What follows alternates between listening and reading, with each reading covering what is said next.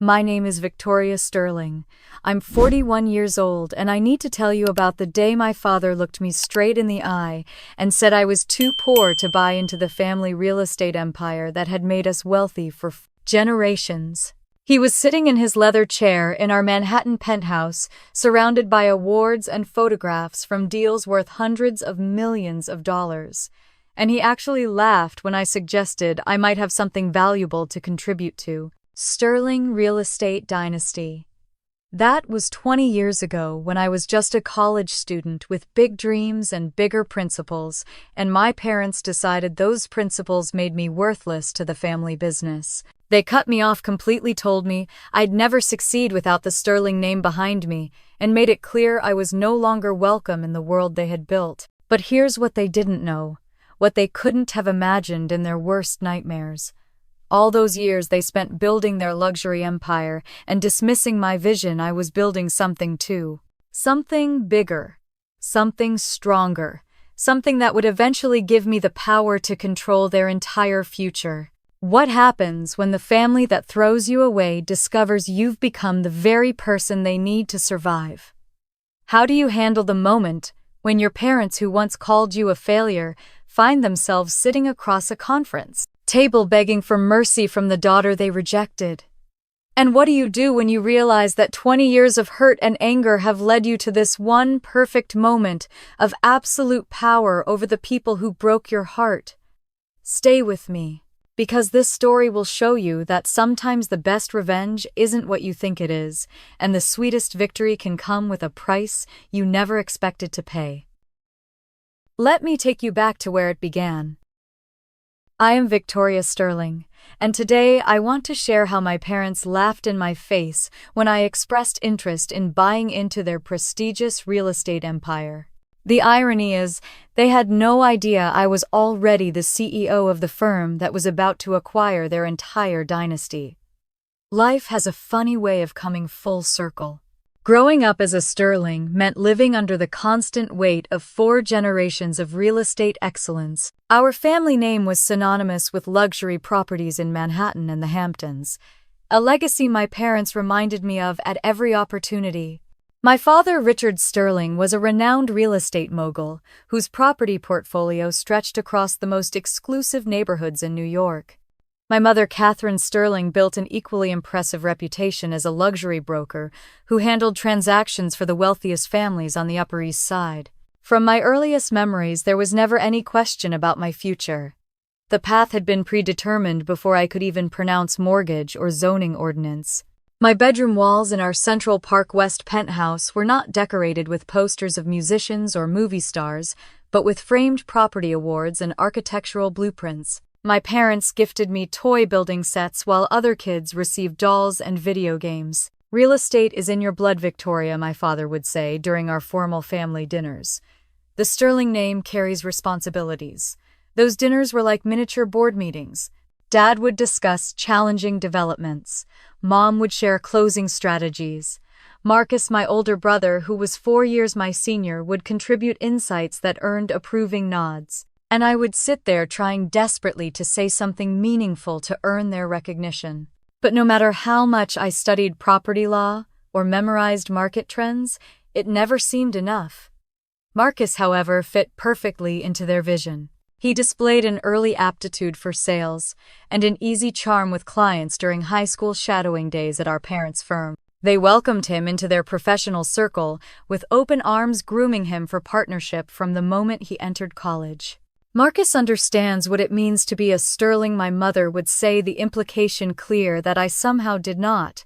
Our family business occupied the top 5 floors of a gleaming office building on Madison Avenue that my great-grandfather had built in the 1922.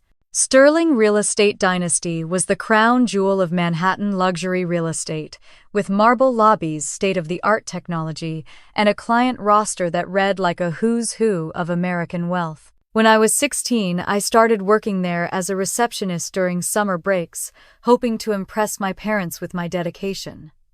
Despite the pressure and constant comparison to Marcus, I genuinely loved real estate. The intersection of architecture, finance, and human dreams fascinated me.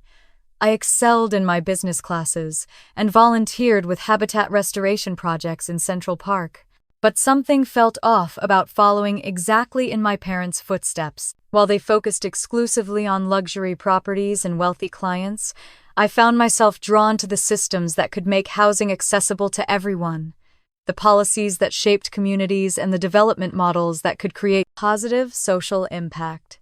During my senior year of high school, I shadowed an urban planner during a career exploration program. The experience was revelatory. Here was the hidden infrastructure that allowed real estate markets to function. Here were decisions being made about zoning, transportation, and community development that affected thousands of lives. This was where I could make my own mark in real estate, distinct but complementary to the luxury focus of my family. I kept these thoughts to myself, knowing they would be dismissed at home.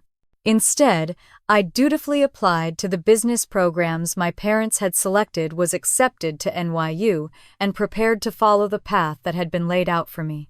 But I also quietly researched urban planning programs and sustainable development courses. The breaking point was already forming in my mind as I sat through another family dinner in December of my senior year. My parents were discussing a new luxury condo development in Tribeca, dismissing concerns about affordable housing shortages in the same neighborhoods. Marcus was sharing ideas about marketing to international buyers, earning praise for his business acumen. I remembered something my great-grandmother Patricia used to say before she passed when I was 12. She would tell me stories about the early days of sterling real estate, when the family helped working-class immigrants find decent housing in Manhattan. "The sterling name should serve all people, not just the wealthy," she would whisper when my parents were not listening. Those words had stayed with me, growing stronger as I watched my family's business become increasingly exclusive. As I listened to my parents and Marcus plan another project that would price out middle-class families, I realized I could no longer pretend to share their vision. The path they wanted for me felt like a betrayal of everything I believed real estate could accomplish. But I also knew that challenging the sterling way of doing business would come at a tremendous cost. That night, lying in my childhood bedroom surrounded by the architectural awards and property photos my parents had given me over the years, I made a decision that would change everything. I was going to tell them exactly what I thought about the direction of our family business, and I was going to propose a different path for my own career. I had no idea that this decision would lead to years of estrangement, financial struggle, and ultimately the most unexpected revenge story you could imagine. The stage was set for a confrontation that would fracture our family for the next 20 years. Spring arrived in 2005 with new possibilities, and I was determined to seize them. During my senior year at NYU, I discovered an internship opportunity with the New York City Department of Housing that would change everything. The position involved working on affordable housing initiatives in Brooklyn and the Bronx neighborhoods my family's business had never touched. For the first time, I saw real estate as something more than profit margins and luxury amenities. Working with families who struggled to find decent housing opened my eyes to problems I had never considered from my privileged perch on the Upper East Side. I helped design financing structures for mixed-income developments, researched zoning laws that could encourage affordable units, and witnessed the genuine joy of families moving into their first stable homes. The work felt meaningful in ways that selling million-dollar penthouses never could. As I gained experience in community development, I remembered my great-grandmother Patricia's stories about the early Sterling family values. She used to tell me how our ancestors had helped Italian and Irish immigrants find housing in Manhattan during the 1922. "The Sterling name should serve all people, not just the wealthy," she would say with conviction. Her words echoed in my mind as I worked with city planners and community organizers. I decided to share my new perspective with my family during a dinner in early April. The dining room in our penthouse overlooked Central Park, its walls lined with photographs of Sterling developments from the past 8 decades. As we sat around the mahogany table that had hosted countless business discussions, I took a deep breath and launched into my vision. I told them about my internship experiences, about the potential for Sterling real estate dynasty to expand beyond luxury properties. I suggested we could develop mixed-use projects that included affordable housing components, create developments that served working families, and use our expertise to address the housing crisis affecting so many New Yorkers. I even mentioned great-grandmother Patricia's stories about helping immigrant families, hoping to connect my ideas to our family history. The silence that followed was deafening. My father set down his wine glass with deliberate precision, his face growing darker with each word I had spoken. My mother stared at me as though I had suggested we start giving away properties for free. Marcus shook his head in what appeared to be genuine disappointment. Patricia's ideals died with her. My father finally said, his voice dangerously quiet. Sterlings don't build for poor people, Victoria. We build legacies for those who matter. We create value, not charity. Our clients expect exclusivity, not some misguided social experiment. My mother joined the attack with surgical precision. Affordable housing is government handouts, not real business, Victoria. You're talking about destroying everything we've built. The Sterling brand means luxury, prestige, and quality. Do you want to turn us into some non-profit organization? Marcus leaned forward, his voice carrying the condescending tone he had perfected over the years. You don't understand the Sterling brand, Victoria.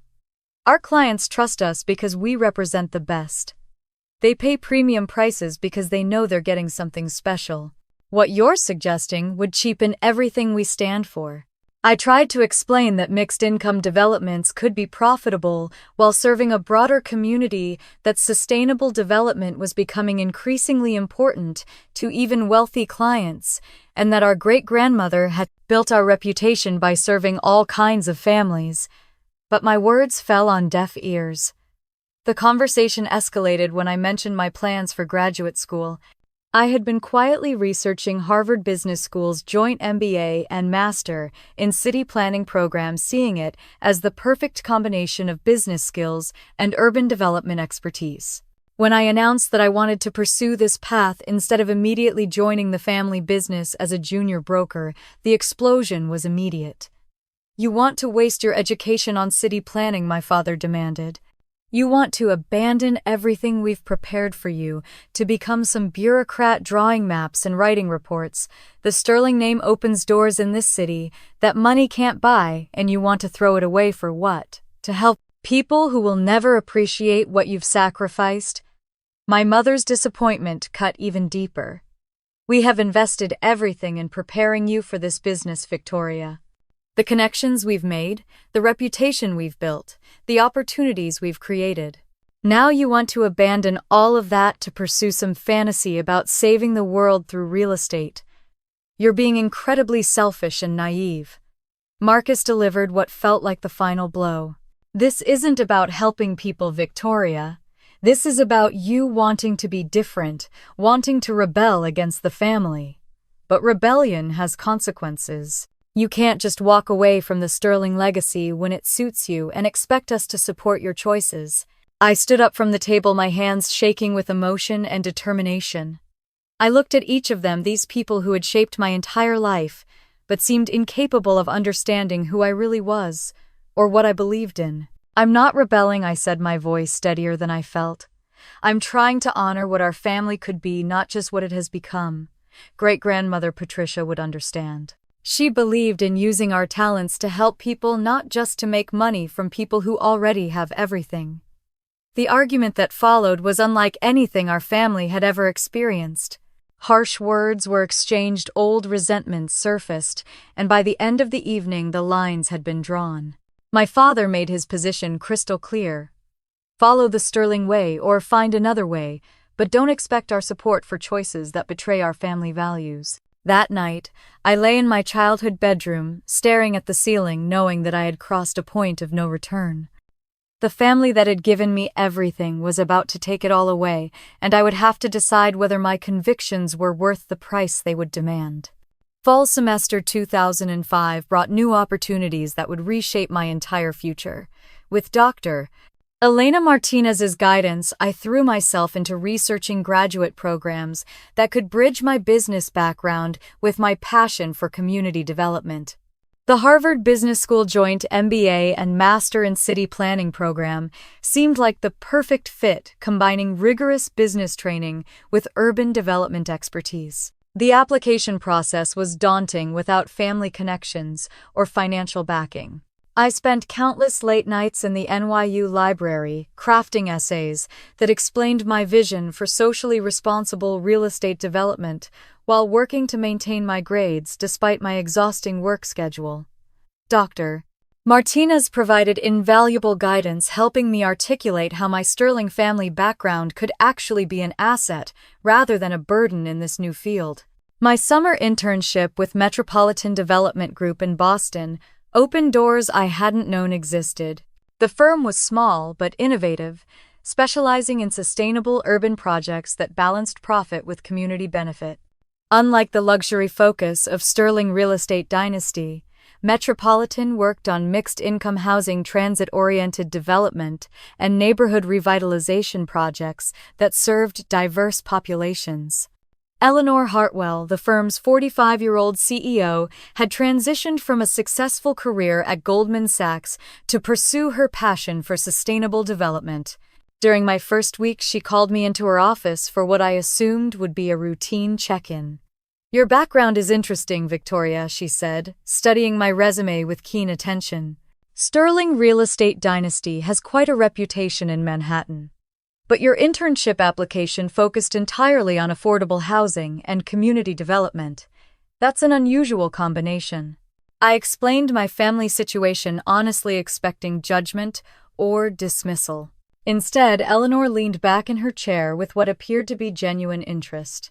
"So you walked away from guaranteed success in luxury real estate to pursue something more meaningful," she said. "That takes courage, especially at your age. The business world needs more people who understand that profit and social impact don't have to be mutually exclusive." Working at Metropolitan that summer was revelatory.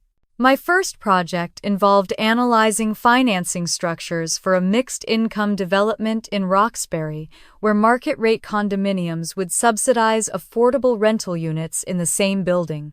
I learned about tax credit programs, community land trusts, and public-private partnerships that made socially conscious development financially viable.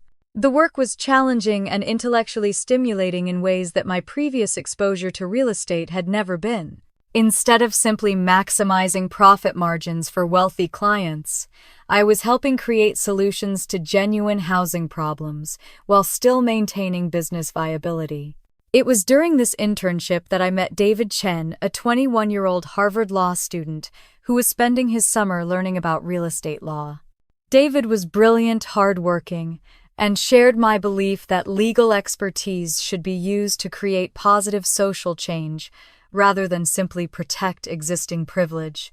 We bonded over late nights researching zoning regulations and community benefit agreements, discovering that we both felt like outsiders in our respective fields. David was a first-generation Asian American whose parents had sacrificed everything to give him educational opportunities, while I was a family outcast who had chosen principle over privilege. Our friendship developed naturally around shared values and complementary skills. David's perspective on legal frameworks for equitable development added depth to my understanding of how policy and business could work together. He helped me see how careful contract structure and regulatory compliance could protect community interests while still attracting private investment. Eleanor began including me in client meetings and strategic planning sessions, treating me more like a junior colleague than a temporary intern. She recognized my ability to translate between business language and community concerns, a skill that proved valuable when working with neighborhood groups who were skeptical of development projects. "Your family background actually helps here," Eleanor told me, after a particularly successful community meeting. "People trust that you understand the business side, but they can also see that you genuinely care about their concerns. That combination is rare in this field." Meanwhile, Marcus had joined Sterling Real Estate Dynasty full-time after graduating from Wharton. Industry publications covered his early successes, highlighting his charm with international investors and his aggressive approach to luxury development. Reading about my brother's achievements in the same magazines that occasionally mentioned my internship work created a strange mixture of pride and sadness. I was proud that Marcus was succeeding in the family business, but I also felt the weight of what I had given up.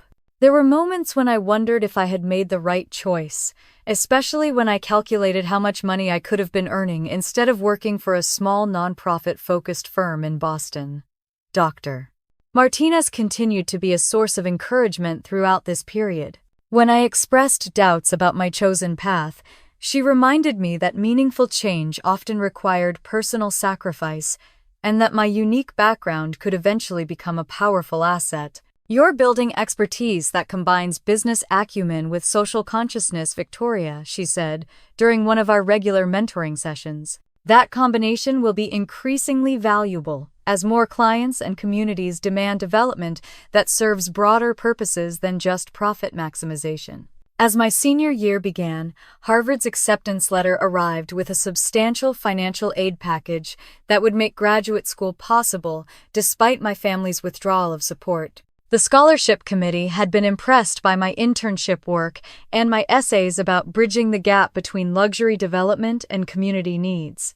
Eleanor offered me a part-time position during my final semester at NYU, allowing me to continue working on Metropolitan's projects while finishing my undergraduate degree. The experience gave me confidence that I could succeed in this field without relying on family connections or inherited advantages. My graduation ceremony in May 2006 was bittersweet. I walked across the stage summa cum laude, having earned academic honors despite the financial and emotional challenges of the previous year. Elena Martinez and Eleanor Hartwell attended the ceremony, serving as surrogate family members, while my actual family maintained their boycott. As I looked out at the audience after receiving my diploma, I felt a complex mixture of accomplishment and loss. I had proven that I could succeed independently, but the absence of my parents and Marcus created an emptiness that academic achievement couldn't fill. That evening, as I packed my belongings for the move to Cambridge, I stood at my apartment window, looking south toward Manhattan. Somewhere in that glittering skyline were the Sterling properties that represented 4 generations of family legacy buildings that I might never enter again as a welcome member of the family that had created them. Harvard Business School was everything I had dreamed it would be, and more demanding than I had ever imagined. The joint MBA and Master in City Planning program pushed me to think about real estate development from multiple perspectives, simultaneously combining rigorous financial analysis with community impact assessment and environmental sustainability metrics. My classmates came from diverse backgrounds that expanded my understanding of what was possible in business. Future real estate executives sat alongside urban planners, policymakers, and social entrepreneurs, creating an intellectual environment where profit and purpose weren't seen as opposing forces. For the first time since leaving my family, I felt like I was exactly where I belonged. The coursework was intense but exhilarating. Financial modeling classes taught me to analyze development projects with the same rigor my father applied to luxury deals, while urban planning seminars showed me how to evaluate community needs and environmental impact. I discovered that affordable housing could be just as financially sophisticated as high-end development, requiring creative financing structures and innovative design solutions. Eleanor Hartwell continued mentoring me throughout my first year, including me in Metropolitan Development Group projects during winter and summer breaks. Working on real developments while studying theoretical frameworks gave me practical experience that most of my classmates lacked. Eleanor treated me increasingly like a junior partner, seeking my input on strategic decisions and client relationships. "Your family background, combined with your academic training, is creating a unique skill set," Eleanor told me during one of our project debriefs. "You understand both sides of the real estate world in ways that most people never will. That's going to be incredibly valuable as the industry evolves." David Chen was pursuing his law degree at Harvard simultaneously, and our friendship deepened as we supported each other through the demanding programs. We studied together in the law library, debated development strategies over coffee, and provided emotional support during particularly stressful periods. David's expertise in real estate law complemented my business and planning knowledge perfectly. Our relationship grew beyond professional collaboration into genuine personal connection. David understood the pressure of exceeding family expectations while forging an independent path. His parents had immigrated from Taiwan, with nothing sacrificing everything to provide educational opportunities for their children. Like me, he felt the weight of honoring family sacrifices while pursuing his own vision of success. Personal relationships had been challenging since leaving my family, but David's steady presence provided stability I hadn't realized I needed.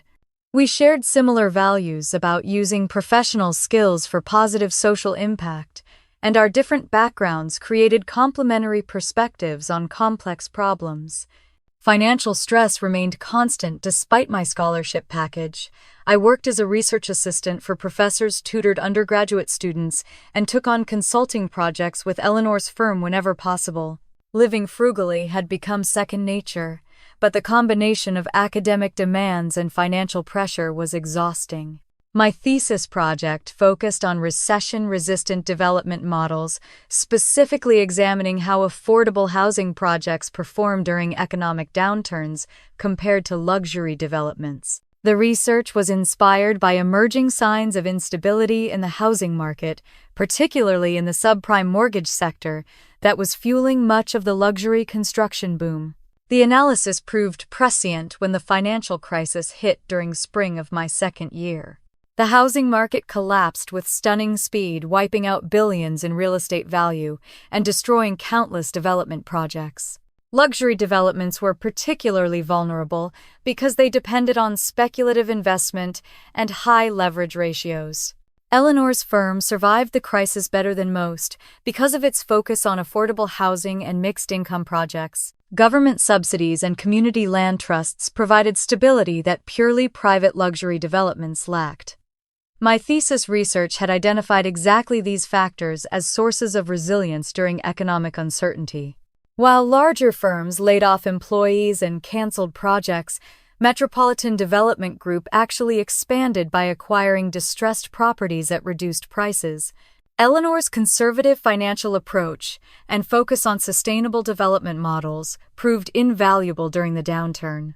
The crisis also affected my family's business, though I learned about their struggles only through industry gossip and news reports. Sterling real estate dynasty had been heavily leveraged in luxury developments that suddenly became impossible to sell or finance. Marcus's aggressive expansion strategy, which had earned praise during the boom years, now looked dangerously overextended. Reading about my family's difficulties created complicated emotions. Part of me felt vindicated that the sustainable development approach I had chosen was proving more resilient than their luxury focus. But I also felt genuine concern for my parents and brother despite our estrangement. David provided perspective during these moments of doubt and worry. "Your family made their choices just like you made yours," he reminded me. "You can't be responsible for consequences of strategies you weren't involved in developing. Focus on building something better rather than dwelling on what might have been." My academic performance remained strong throughout the crisis, partly because the real-world validation of my research gave me confidence in my chosen direction. Professors began citing my thesis work in their own research, and I was invited to present findings at academic conferences. Eleanor offered me a permanent position with Metropolitan Development Group for after graduation, recognizing that the economic environment would make job searching particularly challenging. The offer represented security and continuity with work I found meaningful, though the salary would be modest compared to what I might have earned in the luxury development sector. As graduation approached in spring 2008, I felt both pride in my academic achievements and uncertainty about the future. The real estate industry was in chaos, traditional career paths had been disrupted, and even well-connected graduates were struggling to find positions. but I had developed expertise in an area of growing importance, built relationships with mentors and colleagues who shared my values, and proven that I could succeed independently despite the loss of family support. David was graduating simultaneously and had accepted a position with a Boston law firm specializing in real estate and community development law. The graduation ceremony felt like a milestone, not just in my education, but in my journey toward defining success on my own terms. As I walked across the stage to receive my dual degrees, I thought about how different my life had become from what my family had envisioned. I was no longer the sterling daughter who would inherit a luxury real estate empire. Instead, I had become someone who might help create a more equitable and sustainable future for real estate development. The path ahead remained uncertain, but I felt prepared for whatever challenges awaited. My career at Metropolitan Development Group, now renamed Hartwell Development Group, flourished in ways I had never anticipated. The economic crisis that devastated luxury real estate actually created opportunities for our sustainable mixed-income approach to development. While other firms struggled with canceled projects and dried-up financing, we found ourselves busier than ever. The Somerville Transit Village project became my signature achievement during those early years. Working with a former industrial site near the Orange Line, I designed a development that combined affordable rental units, market-rate condominiums, retail space, and community amenities around a central green space. The project required complex financing involving tax credits, municipal bonds, and private investment, but the result was a thriving community that served residents across income levels. The Massachusetts Sustainable Development Awards recognized our Somerville project in 2010, establishing my reputation in the industry at just 26 years old. Speaking at the awards ceremony, I felt a profound sense of accomplishment that had nothing to do with family expectations or inherited advantages. This recognition came from work I had designed and executed independently. David Chen's legal expertise proved invaluable as my projects became more complex. He had joined a Boston firm specializing in real estate and community development law, and we collaborated on financing structures that balanced investor returns with community benefits. Our professional partnership was strengthening our personal relationship in unexpected ways. Working together late into the evenings reviewing contracts and zoning applications, David and I discovered a compatibility that went beyond shared values. He understood the drive that kept me working 16-hour days, just as I appreciated his perfectionist approach to legal details. When we finally acknowledged that our relationship had evolved beyond friendship, it felt like a natural progression rather than a dramatic change. Eleanor increasingly relied on my judgment for major decisions, discussing succession planning and the future direction of the firm. At 28, I was promoted to Senior Development Manager, the youngest person ever to hold that position at the company. The promotion came with significant salary increases and equity participation in projects, finally providing financial security after years of struggle. But I was beginning to notice troubling changes in Eleanor's behavior that made me question our future together. She started making comments about my growing recognition in the industry that seemed more competitive than congratulatory. When industry publications featured my work, Eleanor would find ways to emphasize her role in training and mentoring me, as though my success diminished her own achievements. More concerning was Eleanor's decision to launch a separate consulting practice focused exclusively on luxury developments. After years of building a firm committed to affordable housing and community development, she seemed drawn back to the high profit margins of upscale projects. "I understand the appeal of luxury work, Victoria," she said when I questioned the strategic shift. "But we can't ignore market realities forever. Mixed income projects are admirable, but they're also complicated and time-consuming. Pure luxury development is more straightforward and much more profitable." Her explanation felt like a betrayal of everything we had built together. The firm's mission had attracted talented staff and loyal clients who believed in our commitment to equitable development. Eleanor's pivot toward luxury work threatened to undermine the trust and reputation we had spent years establishing. Meanwhile, industry gossip brought disturbing news about my family's business struggles. Marcus's aggressive expansion during the boom years had left Sterling real estate dynasty dangerously overleveraged when the market collapsed. Several of his flagship developments were now in foreclosure, and the family firm was reportedly hemorrhaging money, trying to complete projects that no longer had viable markets. The irony was not lost on me that the sustainable development approach my family had dismissed as unrealistic was now proving more resilient than their traditional luxury focus. Affordable housing projects continued to attract financing and tenants even during the recession, while luxury developments sat empty and half-finished throughout Manhattan. David provided perspective when I struggled with complicated feelings about my family's difficulties. "You can't feel guilty about choosing a path that turned out to be more successful," he reminded me. "Your family made their decisions based on their values and priorities. You made yours based on different values, and both approaches are showing their true sustainability now." Personal growth during this period included developing confidence in my own judgment and leadership abilities. The scared 20-year-old who had been cut off by her family was becoming a respected professional whose opinions carried weight in industry discussions. I was invited to speak at conferences, serve on nonprofit boards, and advise other young professionals entering the field. My relationship with David deepened as we supported each other through career challenges and celebrated professional achievements together. Neither of us was focused on traditional relationship milestones, but our partnership provided stability and mutual support that enriched both our personal and professional lives. As 2012 approached, I felt increasingly confident about my career trajectory, but concerned about my relationship with Eleanor. Her competitive behavior was becoming more pronounced, and I sensed that our different visions for the firm's future would eventually create an irreconcilable conflict. The breaking point was approaching, though I didn't yet realize how dramatically it would reshape my professional life. Eleanor's recent comments about my idealism being impractical for major developments suggested she was preparing to challenge my authority within the firm we had built together.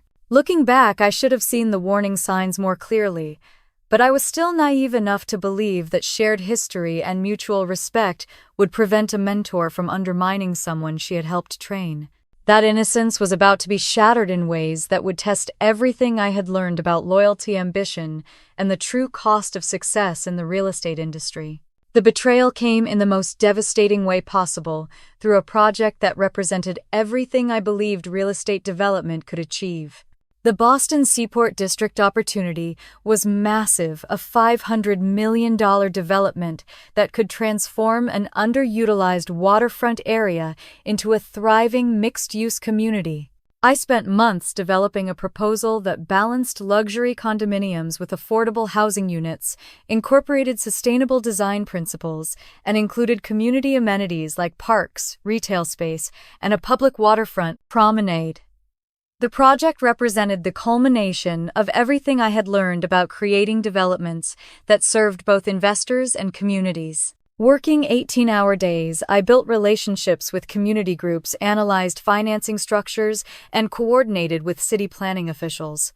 The proposal required intricate coordination between private investors, municipal agencies, and neighborhood stakeholders, but I was confident that our approach would win the competition. Eleanor seemed supportive throughout the development process, offering feedback and resources from the firm. She attended community meetings with me, participated in strategy sessions, and praised the innovative aspects of my design. I trusted her completely, never suspecting that she was gathering information for her own purposes. The first hint of trouble came during a presentation to potential investors. One of the development partners mentioned an alternative proposal that sounded suspiciously similar to mine, but with key differences that eliminated affordable housing components and community benefits in favor of pure luxury development. I confronted Eleanor immediately after the meeting, asking if she knew anything about competing proposals that might be using our research. Her response was casual, almost dismissive, as if my concerns were unreasonable. "Victoria, this is a competitive industry," she said with a shrug. "Similar ideas occur to multiple developers all the time. You can't assume that someone is copying your work just because they're proposing luxury development in the same area." But my suspicions were confirmed when David discovered that Eleanor had been meeting privately with investors and city officials, presenting her own version of the Seaport project that incorporated my community outreach work and site analysis, while abandoning the social impact elements that made the project meaningful. The confrontation that followed was unlike anything I had experienced since leaving my family. Eleanor didn't deny what she had done, but her justification was even more shocking than the betrayal itself. "You're too idealistic for major developments like this, Victoria," she said, her voice cold and calculating. $500 million is serious money, and serious investors want maximum returns, not social experiments. "I've been doing you a favor by showing you how real business works." Her words hit me like physical blows. This woman who had mentored me, supported me through graduate school, and helped me build my career, was now systematically undermining everything we had worked for together. "I thought you believed in what we were building here, Eleanor," I managed to say, trying to control my voice. "I thought our mission mattered to you." Eleanor laughed, a sound that held no warmth or humor. "Mission statements are marketing tools, Victoria. At the end of the day, this is about money and results. Your affordable housing projects are nice for publicity, but they're also complicated, time-consuming, and far less profitable than straightforward luxury development." The revelation that our entire working relationship had been built on fundamentally different values was devastating. I had trusted Eleanor completely, sharing strategies, client relationships, and community connections that she was now using against me. David's legal analysis revealed that Eleanor had been careful to avoid outright theft of intellectual property, but she had certainly violated the spirit of our partnership. More troubling were the non-compete clauses in my employment contract that could prevent me from working on similar projects if I left the firm. The ethical violations were clear, but proving them legally would be difficult and expensive. Eleanor held most of the power in our business relationship, and she seemed prepared to use that advantage ruthlessly.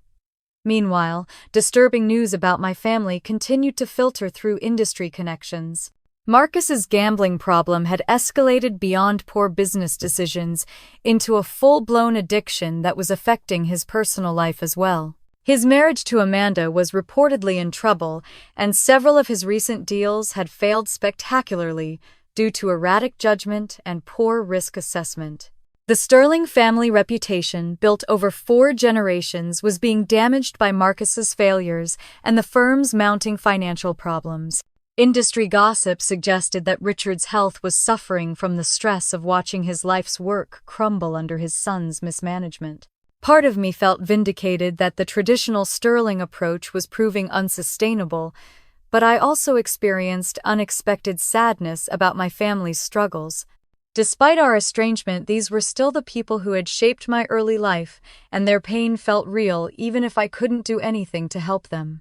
David provided both legal counsel and emotional support as I navigated the crisis with Eleanor. His advice was practical and strategic, focusing on how to extract myself from the situation without triggering legal retaliation or damaging my professional reputation.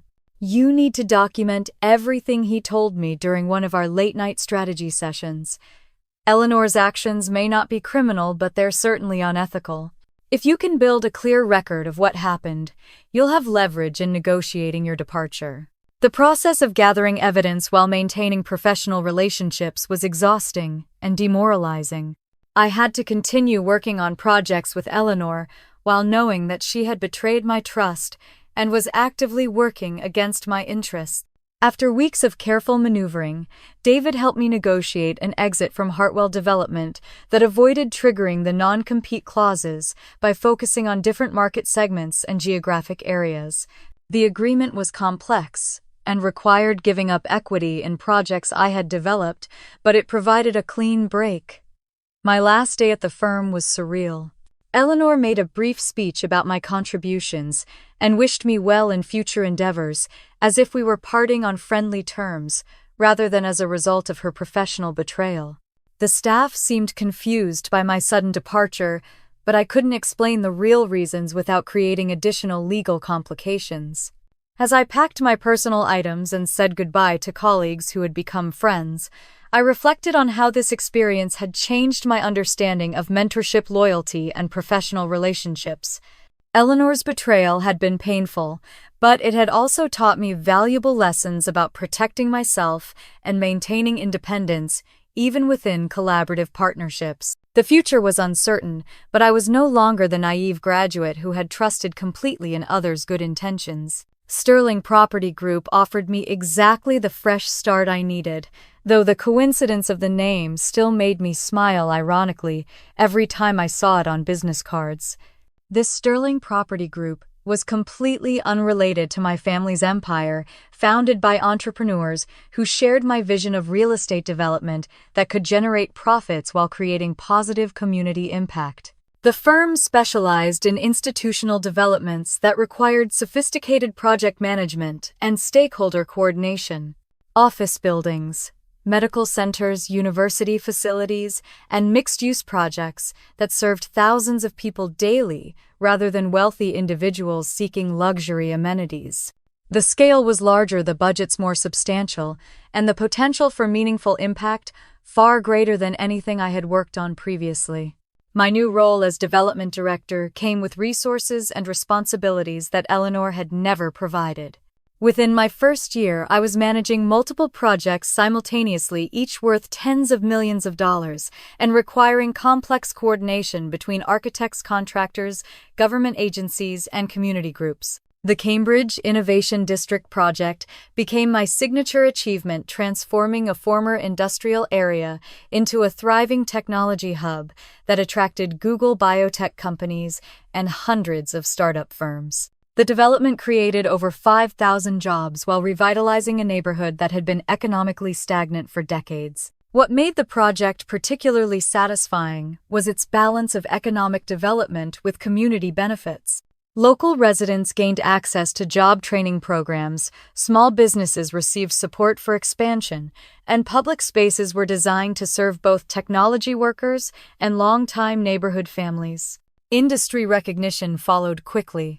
Real Estate Weekly featured me in their annual 40 Under 40 list, describing my approach as innovative leadership that proves profitable development and social responsibility can coexist successfully. The profile mentioned my Sterling family background, but tactfully focused on my independent achievements rather than family drama. My personal life was stabilizing in ways I had never expected. David and I had been dating seriously for 2 years, and our relationship provided emotional foundation that allowed me to take professional risks with confidence. We complemented each other perfectly, his legal expertise balancing my development vision, our shared values, creating partnership that enriched both our careers. When David proposed during a weekend trip to Vermont, surrounded by autumn foliage and away from the pressures of our demanding careers, my answer was immediate and certain. We planned a small wedding ceremony with close friends, deliberately avoiding the elaborate social events that had defined my childhood but no longer fit my adult values. Net worth was growing substantially through profit sharing and equity participation in successful developments. For the first time since leaving my family, I could afford luxuries without checking bank balances, though my spending habits remained conservative after years of financial uncertainty. Sarah Martinez joined the firm as Chief Strategy Officer, bringing sophisticated market analysis skills and acquisition expertise that enhanced our competitive position. Sarah had worked for major development firms in Chicago and Los Angeles, providing insights into national trends that could benefit our Boston-focused operations. Company founder Michael Thompson announced his retirement plans during our annual strategy retreat, setting in motion succession discussions that would reshape my career trajectory. At 34, I was young for CEO consideration, but my track record of successful projects and industry recognition made me a serious candidate. The interview process with the board of directors was intensive, requiring presentations about company vision, market opportunities, and leadership philosophy. Board members questioned my age and experience, but they couldn't argue with financial results or my growing reputation in the industry. When the CEO position was offered, The decision felt like validation of every choice I had made since leaving my family. Leading a firm with over 200 employees and a development portfolio worth over $1 billion represented responsibility and influence beyond anything I had imagined possible. Meanwhile, disturbing news about my family's business continued filtering through industry networks. Marcus's gambling addiction had progressed to the point where Amanda had filed for divorce, citing financial irresponsibility and erratic behavior that was affecting their children's stability. Several of Marcus's recent development projects had failed spectacularly, including a luxury condo tower in Midtown that sat half-empty despite aggressive marketing. The failures were damaging Sterling Real Estate Dynasty's reputation with lenders, investors, and potential clients who had once competed for the privilege of working with the prestigious firm. Richard's health problems were reportedly severe, with stress-related heart issues requiring medical intervention and forced retirement from day-to-day operations. Catherine was struggling to manage unfamiliar operational responsibilities while dealing with her husband's declining health and son's addiction issues. The irony was profound that sustainable development principles I had embraced were proving more resilient than the luxury-focused approach my family had insisted was the only viable path. Mixed-income projects continued, attracting financing and tenants during economic uncertainty, while purely luxury developments struggled with volatile markets and changing consumer preferences. David provided perspective when I wrestled with complicated feelings about family difficulties. You can feel sympathy for their struggles without feeling responsible for fixing them, he reminded me. Your success doesn't cause their problems, and their problems don't diminish your achievements. Taking over as CEO in early 2019 felt like crossing a threshold that separated my past struggles from future possibilities. The company's mission statement, which emphasized sustainable development and community benefit alongside financial returns, reflected values that my great-grandmother Patricia would have recognized and supported. As I sat in my new corner office overlooking Boston Harbor, I reflected on the journey from rejected family member to successful business leader. The scared 20-year-old who had been cut off financially had become a confident executive whose decisions affected thousands of employees, contractors, and community members. But I could never have predicted that my greatest professional challenge and personal reckoning were still ahead, waiting in the form of an acquisition opportunity that would bring me face to face with the family that had rejected me, the empire they had built without my help. Leadership at Sterling Property Group brought responsibilities I had never imagined, but also opportunities to shape the future of real estate development in ways that honored both financial success and social impact. By 2021, we had expanded our portfolio to $2.3 billion, specializing in projects that proved sustainable development could be more profitable than traditional luxury-focused approaches. The COVID pandemic created unprecedented challenges for the real estate industry, but our emphasis on essential infrastructure and mixed-income housing provided stability that purely commercial developments lacked. While other firms struggled with canceled projects and financing difficulties, we found ourselves managing increased demand for the types of developments we had always prioritized. Sarah Martinez had become invaluable as Chief Strategy Officer, developing sophisticated analysis systems for identifying undervalued acquisition targets throughout New England. Her background with major firms in Chicago and Los Angeles brought national perspective to our regional focus, helping us recognize opportunities that local competitors might miss. Strategic acquisitions had become an important part of our growth strategy, particularly targeting family-owned firms with valuable assets but operational challenges. The economic pressures of recent years had created distressed situations where established companies needed capital injection or complete buyouts to survive. One morning in February 2022, Sarah presented our quarterly acquisition opportunities during what I expected to be a routine executive team meeting. The conference room overlooked Boston Harbor morning sunlight streaming through floor-to-ceiling windows as I reviewed the list of potential targets on my laptop screen. My heart stopped when I saw Sterling Real Estate Dynasty listed among the acquisition candidates. The family business that had expelled me 17 years earlier was now being evaluated as a potential purchase for the company I had built independently. Sarah continued her presentation, unaware of my shock, describing Sterling Dynasty as a distressed luxury real estate firm with valuable Manhattan and Hamptons properties but severe financial problems. Accumulated debt approaching $200 million, declining revenues from reputation damage, and operational chaos created a classic turnaround opportunity for a firm with capital resources and management expertise. I excused myself from the meeting, claiming an urgent phone call, and retreated to my private office to process what I had just learned. My hands were shaking as I pulled up the detailed financial analysis Sarah had prepared, revealing the extent of my family's business crisis. The numbers told a devastating story. Sterling Real Estate Dynasty, which had thrived for 4 generations, was now teetering on the edge of bankruptcy. Marcus's failed developments had created massive debt obligations, while his gambling addiction had led to increasingly desperate decision-making that damaged relationships with lenders and investors. I called David, immediately needing legal counsel and emotional support to navigate the implications of this discovery. He arrived at my office within an hour, reviewing the acquisition materials with a careful attention to detail that made him such an effective attorney. "The business case is compelling regardless of your personal connection," David said, after studying the financial projections.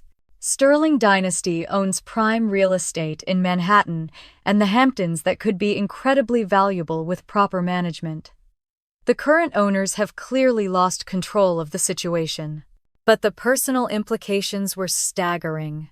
I held the power to save or destroy the family business that had rejected me, to rescue the parents who had cut me off financially, to help or ignore the brother who had sided against me during our family crisis. David's legal analysis revealed that my family's situation was even more precarious than the initial reports suggested. Environmental issues with older properties, pending lawsuits from Marcus's failed projects, tax liens, and contractor disputes had created a web of legal problems that threatened complete collapse within months without intervention. The irony was almost overwhelming. The daughter they had considered too poor to buy into their real estate empire now controlled a firm with the resources to acquire their entire dynasty. The sustainable development approach they had dismissed as unrealistic had created the financial strength to rescue their luxury-focused business model.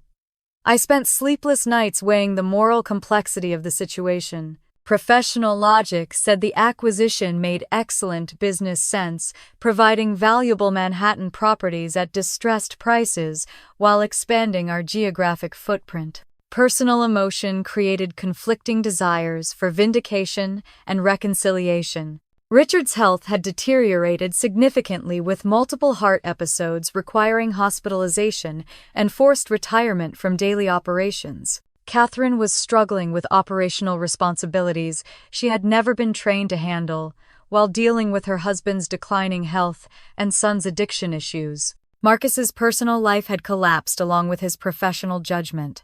Amanda had finalized their divorce, citing financial irresponsibility and erratic behavior that created an unsafe environment for their children.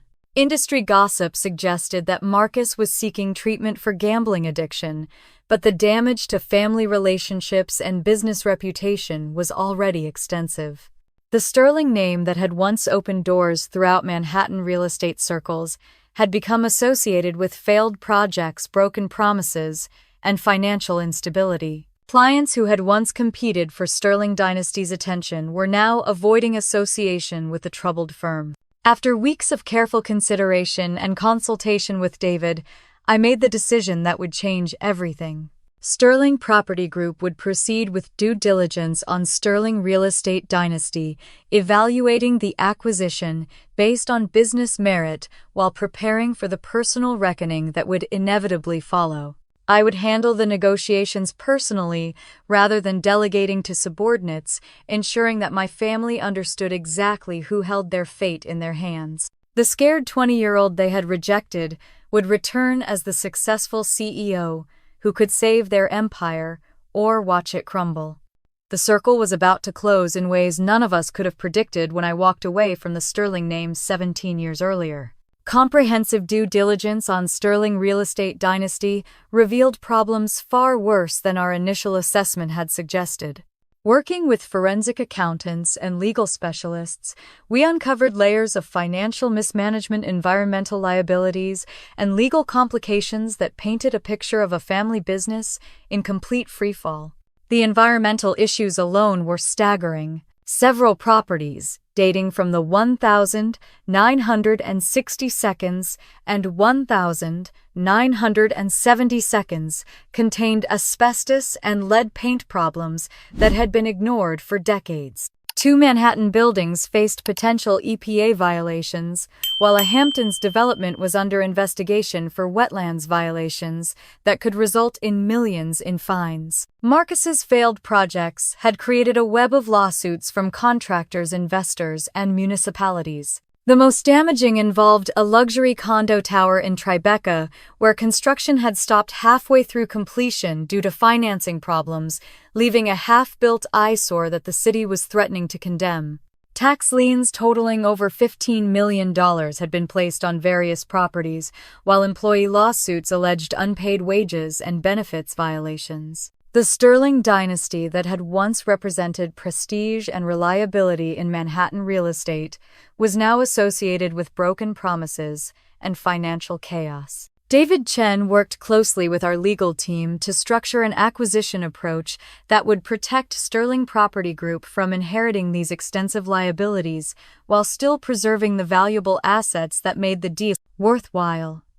The complexity required careful contract language and extensive insurance coverage. But the most unexpected development came from a phone call I received on a Wednesday morning in early March. Patricia Sterling's estate attorney, Harold Brennan, requested a meeting to discuss recently discovered provisions in my great-grandmother's will that had somehow been overlooked during the original probate process, decades earlier. I met Mr. Brennan at his law office in downtown Boston, uncertain what connection my great-grandmother's estate could have to current family circumstances. Harold was in his 70s, a distinguished attorney who had handled Sterling family legal matters for over 40 years. "Victoria," he began, "your great-grandmother was a remarkable woman who cared deeply about the Sterling family legacy, but not in the way your parents interpreted it. Patricia established a substantial trust fund that was meant to be activated under very specific circumstances." He handed me a copy of the relevant wills section written in Patricia's own hand as a codicil to her formal legal documents. The language was clear and heartbreaking in its prescience. "I leave this trust to the Sterling family member who proves worthy by using our name to serve all people, not just the wealthy. This inheritance shall go to whoever demonstrates that the Sterling legacy can honor both business success and community service, showing that real estate can be a force for good in the world." The trust contained $75 million, plus several valuable properties in the Hamptons that had been held separately from the main family estate. Patricia's letter continued with words that felt like she was speaking directly across the decades to validate the path I had chosen. "I have watched my son Richard focus exclusively on luxury properties and wealthy clients, forgetting that the Sterling name was built by helping working families find decent housing. If any of my descendants remembers these values and acts upon them, they deserve support for continuing our true family mission." Harold explained that my affordable housing work, community development projects, and commitment to sustainable real estate practices had qualified me for the inheritance. Patricia's attorney had been quietly monitoring Sterling family members for years, waiting for someone to demonstrate the values that would trigger the trust distribution. The timing was almost mystical. Just as I was preparing to negotiate the acquisition of my family's failing business, I discovered that I had inherited additional resources from the family member who would have understood and supported my independent path. The $75 million combined with Sterling Property Group's existing resources would give me overwhelming financial advantage in any negotiation with my parents and Marcus. More importantly, Patricia's letter provided emotional validation that my choices had honored the true Sterling legacy, even as they departed from recent family traditions. David reviewed the inheritance documents, carefully confirming their legal validity and noting the poetic justice of the situation. The family member who had been rejected for refusing to focus exclusively on luxury development was now inheriting additional wealth specifically because of that refusal. I spent the following week preparing psychologically for what would be the most important negotiation of my life. This wouldn't be simply a business transaction, but a reckoning with 17 years of estrangement, hurt, and misunderstanding. Sarah Martinez handled the logistics of arranging the meeting, contacting Sterling Dynasty representatives to schedule acquisition discussions without revealing my identity. The family business was so desperate for potential salvation that they agreed immediately to meet with representatives from Sterling Property Group. My parents and Marcus had no idea that their potential rescuer was the daughter and sister they had written off as a failure when she chose community development over luxury real estate. They were expecting routine business negotiations with corporate executives who might offer them a lifeline. Instead, they would find themselves sitting across a conference table from the family member they had rejected, who now controlled the resources that could save or destroy everything they had built over 4 generations. The meeting was scheduled for the following week, at the Four Seasons in Boston Neutral Territory, that would provide appropriate setting for what promised to be the most emotionally complex business negotiation any of us had ever experienced. As I prepared my presentation materials and reviewed the acquisition terms one final time, I reflected on the journey that had brought me to this moment of ultimate leverage over the family that had once held all the power in our relationship. The executive conference room at the Four Seasons Hotel Boston was designed for high-stakes business negotiations with floor-to-ceiling windows overlooking the harbor and a polished mahogany table that could seat 20 people comfortably. I arrived early to review my presentation materials one final time, knowing that the next hour would reshape my relationship with my family forever. David Chen and Sarah Martinez flanked me as my legal counsel and strategic advisor, their presence providing professional credibility and emotional support for what promised to be the most personal business meeting of my career. We had rehearsed the presentation multiple times, but nothing could fully prepare me for the emotional complexity of facing my family across a negotiation table. The Sterling Dynasty delegation arrived precisely at 10 o'clock, looking every bit like the desperate business owners they had become. My father, Richard, now 66 years old, appeared frail and aged beyond his years, his once commanding presence diminished by health problems and business failures. My mother, Catherine, 63, maintained her elegant appearance, but carried herself with the careful tension of someone under enormous stress. Marcus entered last, and the change in him was shocking. At 43, my brother looked haggard and defeated, his earlier confidence replaced by the hollow expression of someone whose addiction had cost him everything that mattered. His marriage, his children's respect, his professional reputation, all sacrificed to gambling compulsion that had spiraled completely out of control. They took seats across from us, clearly expecting routine business discussions with corporate executives who might provide salvation for their failing empire. None of them looked directly at me, initially focused instead on reviewing documents and preparing for what they assumed would be standard acquisition negotiations. I waited until they were settled before standing to begin the presentation, my heart pounding with 17 years of accumulated emotion. When I spoke, my voice was steady and professional despite the magnitude of the moment. Good morning, and thank you for agreeing to meet with us today. I am Victoria Sterling, Chief Executive Officer of Sterling Property Group. These are my colleagues, Sarah Martinez, our Chief Strategy Officer, and David Chen, our General Counsel. The recognition was instantaneous and devastating. Richard dropped his pen, staring at me with an expression that cycled through disbelief, shock, and dawning comprehension. Catherine gasped audibly, her hand flying to cover her mouth as tears filled her eyes. Marcus simply stared, his face cycling through emotions too complex to name. The silence stretched for what felt like an eternity, broken only by the distant sounds of Boston Harbor traffic through the windows. Finally, Richard found his voice, though it came out as barely more than a whisper. Victoria, this is completely unexpected. I had no idea that you were involved with this company. Mr. Sterling, I replied, using his formal title rather than acknowledging our family connection. I have been CEO of Sterling Property Group for the past 4 years. We have been tracking your company's situation for several months as part of our regional acquisition strategy. The professional distance in my voice seemed to steady him somewhat, allowing him to attempt a recovery of his business composure, despite the obvious shock of discovering that his estranged daughter now controlled his company's fate.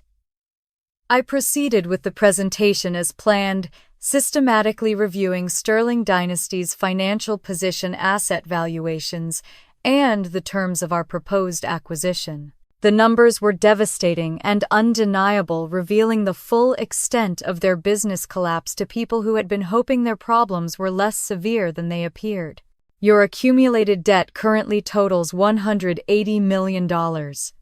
I explained, clicking through slides that detailed every failed project and unpaid obligation. Your revenue has declined 60% over the past 3 years, while operational costs have increased due to legal complications and regulatory issues. Catherine struggled to maintain composure as I outlined the environmental problems, pending lawsuits, and tax liens that had accumulated under Marcus's mismanagement. Richard's health problems became more apparent as stress visibly affected his breathing and color. Marcus himself remained silent throughout most of the presentation, occasionally nodding in acknowledgement of failures that he knew were primarily his responsibility. When I reached the slide detailing his gambling-related losses, he finally spoke. Victoria, I need you to know how sorry I am. About everything. The way we treated you when you left, the choices I made. Afterward, the mess I created for our family. You were right about everything, and I was too proud and stupid to see it. His admission carried the weight of genuine remorse, but it also highlighted the complete reversal of power dynamics that had brought us to this moment. The brother who had once lectured me about family loyalty was now asking forgiveness from the sister whose business success provided his only hope for salvation. I maintained professional demeanor as I presented our acquisition terms. Sterling Property Group was prepared to assume all debts, retain existing employees during a transition period, and maintain the Sterling Dynasty name on properties for up to 2 years while operations were restructured. The offer is fair but non-negotiable, I concluded. Your alternative is Chapter 11 bankruptcy filing within approximately 6 weeks based on your current cash flow projections and debt service obligations. Richard attempted one last negotiation, suggesting alternative arrangements where I might invest in the family business rather than acquiring it outright. His proposal revealed that he still didn't fully grasp the extent of their vulnerability or my position of complete advantage. I think you misunderstand our respective situations, Mr. Sterling, I replied with measured precision. Sterling Property Group is not seeking investment opportunities or partnership arrangements. We are offering to acquire your company's assets and assume your liabilities before bankruptcy court makes those decisions for you. The meeting concluded with signed letters of intent and preliminary agreements transforming my family's 4-generation business empire into a subsidiary of the company I had built independently. As they prepared to leave, Catherine approached me with tears in her eyes. Victoria, she said quietly, would it be possible for us to have dinner sometime? Not to discuss business, but just to talk as family. I know we have no right to ask for that after what we did to you, but I would like the chance to tell you how proud I am of what you have accomplished. I looked at this woman who had helped raise me, who had cut me off when I chose independence, and who was now asking for reconciliation from a position of complete powerlessness. The complexity of emotions was overwhelming, but my response was honest. I am not ready for that yet, Catherine. Maybe someday, but not now. Too much has happened, and the situation is complicated enough without trying to separate business from personal relationships. She nodded, accepting my boundaries with surprising grace.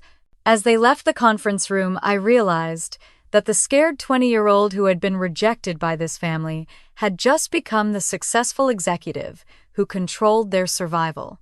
The acquisition of Sterling Real Estate Dynasty was completed by September 2023, marking the end of one chapter and the beginning of something entirely unexpected.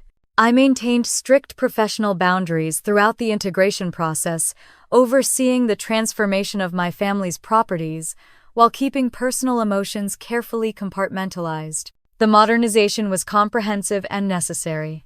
Properties that had been neglected for years received updated systems, sustainable technology upgrades, and accessibility improvements that brought them into compliance with current standards. Environmental issues were addressed systematically, legal problems resolved through careful negotiation, and financial structures rebuilt on solid foundations. Richard's declining health forced his complete retirement from operations, though I ensured he retained dignity through a consulting arrangement that provided income without operational responsibilities. Catherine surprised me by embracing the changes, particularly the community benefit programs that reminded her of great-grandmother Patricia's original values.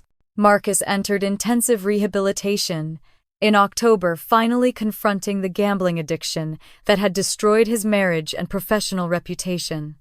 The treatment was expensive, but I quietly arranged for Sterling Property Group to cover the costs as part of our employee assistance programs. In November, the Greater Boston Chamber of Commerce announced that I would receive their Business Leader of the Year award for sustainable development achievements and community impact initiatives. The ceremony was scheduled for December at the Boston Convention Center, with over 1,000 business leaders expected to attend. I had not planned to invite my family, but Sarah Martinez suggested that extending the invitation might provide an opportunity for controlled reconciliation in a public setting. Against my better judgment, I included their names on the guest list without mentioning that I was the honoree. The evening of the awards ceremony, I stood backstage in my navy blue evening gown, reviewing my acceptance speech and trying to calm pre-presentation nerves that had nothing to do with public speaking and everything to do with the possibility of seeing my family in the audience. David squeezed my hand as we waited for my introduction, understanding, without words, how complex this moment was for me. When my name was announced, I walked onto the stage to sustained applause from an audience that included many of Boston's most influential business leaders. Scanning the crowd, I spotted my parents and Marcus sitting together near the back of the auditorium, their faces showing the same shock and recognition I had seen in the Four Seasons conference room 9 months earlier. They had attended the ceremony without knowing who would be honored, discovering my achievement in the most public way possible.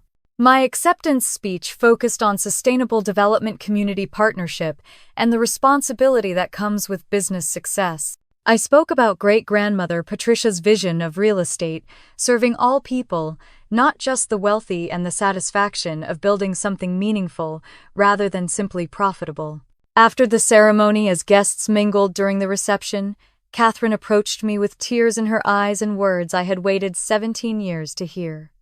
"Victoria, I need you to know how wrong we were about everything.